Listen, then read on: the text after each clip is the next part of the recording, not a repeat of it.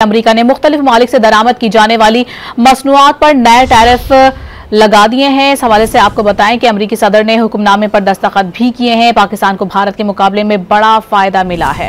भारत पर 25 जबकि पाकिस्तान पर 19% टैरिफ आयद किया गया। बांग्लादेश और मशरकी एशियाई ममालिक पर भी ज्यादा टैक्सों से पाकिस्तानी टेक्सटाइल बरामदात में इजाफे का इम्कान है। चीन से मुतालिक ताहाल कोई फैसला सामने नहीं आया।